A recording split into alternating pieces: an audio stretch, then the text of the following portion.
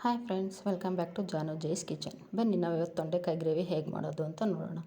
ಮೊದಲಿಗೆ ಒಂದು ಪ್ಯಾನ್ ಇಟ್ಟು ಅದಕ್ಕೆ ಎಣ್ಣೆ ಹಾಕಿ ತೊಂಡೆಕಾಯಿನ 4 ಭಾಗ ಮಾಡಿ ಕಟ್ ಮಾಡಿ ಇಟ್ಕೊಳ್ಳಿ. ಈಗ ತೊಂಡೆಕಾಯಿನ ಪ್ಯಾನ್ಗೆ ಹಾಕಿ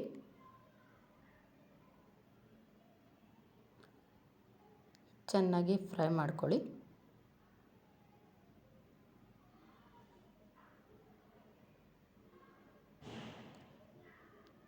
ತೊಂಡೆಕಾಯಿ ಚೆನ್ನಾಗಿ ಫ್ರೈ ಆಗಬೇಕು, ಅದಕ್ಕೆ 20 ನಿಮಿಷ ಬೇಕು. ಈಗ ನೋಡಿ ಚೆನ್ನಾಗಿ ಫ್ರೈ ಆಗಿದೆ. ಈ ಥರ ನೀಟಾಗಿ ಫ್ರೈ ಮಾಡ್ಕೊಳ್ಳಿ.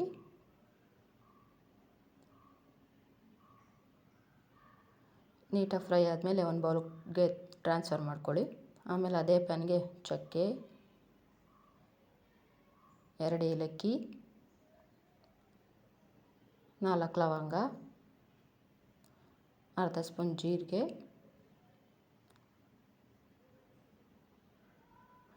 ಅರ್ಧ ಸ್ಪೂನ್ ಸೋಂಪು ಹಾಕಿ ಫ್ರೈ ಮಾಡ್ಕೊಳ್ಳಿ.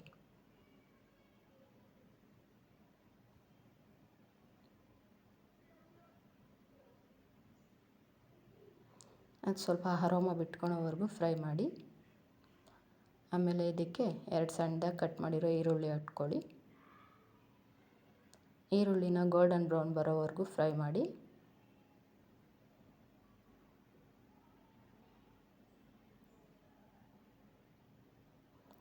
ಈಗ ನೋಡಿ ಈರುಳ್ಳಿ ಫ್ರೈ ಆಗಿದೆ. ಅದಕ್ಕೆ 1 ಸ್ಪೂನ್ ಶುಂಠಿ ಬೆಳ್ಳುಳ್ಳಿ ಪೇಸ್ಟ್ ಹಾಕಿ ಅದನ್ನು ಸ್ವಲ್ಪ ಫ್ರೈ ಮಾಡ್ಕೊಳ್ಳಿ. ಆಮೇಲೆ 4 ಮೀಡಿಯಮ್ ಸೈಜ್ ಟೊಮೊಟೊ ಪ್ಯೂರಿ ಮಾಡಿಕೊಂಡು ಅದನ್ನು ಹಾಕಿ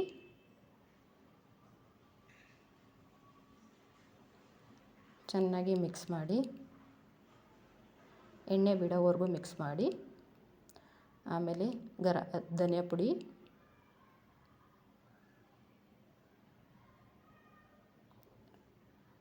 ಕಾಲು ಟೀ ಸ್ಪೂನ್ ಖಾರದ ಪುಡಿ, ಕಾಲು ಟೀ ಸ್ಪೂನ್ ಗರಂ ಮಸಾಲ, ಕಾಲು ಟೀ ಸ್ಪೂನ್ ಜೀರಿಗೆ ಪುಡಿ ಹಾಕಿ ಫ್ರೈ ಮಾಡಿ. ಚೆನ್ನಾಗಿ ಫ್ರೈ ಮಾಡ್ಕೊಳ್ಳಿ. ಅರ್ಧ ಗ್ಲಾಸ್ ನೀರು ಹಾಕಿ ಕನ್ಸಿಸ್ಟೆನ್ಸಿ ನೋಡಿಕೊಂಡು ಮಿಕ್ಸ್ ಮಾಡಿ.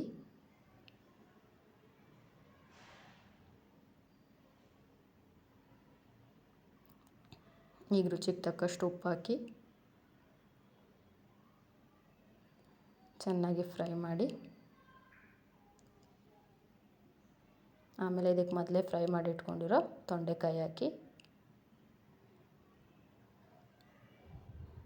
ಒಂದು 5 ನಿಮಿಷ ಚೆನ್ನಾಗಿ ಬೇಯಿಸಿ. ಅದು ಫ್ಲೇವರ್ಸ್ ಎಲ್ಲ ಎಳ್ಕೊಳುತ್ತೆ. ಮಸಾಲೆ ಎಲ್ಲ ಚೆನ್ನಾಗಿ ಮಿಕ್ಸ್ ಆಗಲಿ.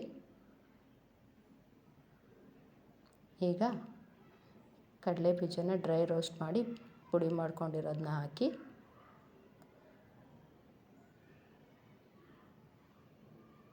ನಾಲ್ಕು ಸ್ಪೂನ್ ಹಾಕಿ ಮಿಕ್ಸ್ ಮಾಡಿ ಚೆನ್ನಾಗಿ.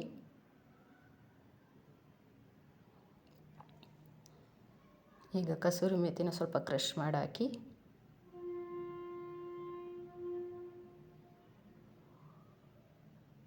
ನೋಡಿ ಫ್ರೆಂಡ್ಸ್, ಎಷ್ಟು ಚೆನ್ನಾಗಿ ಬಂದಿದೆ ತೊಂಡೆಕಾಯಿ ಗ್ರೇವಿ.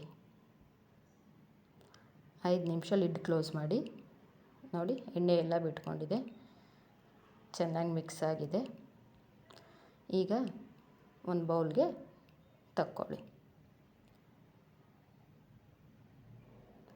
ತೊಂಡೆಕಾಯಿ ಗ್ರೇವಿ ರೆಡಿ. ಚಪಾತಿಯೊಂದಿಗೆ ಸವಿಯಿರಿ.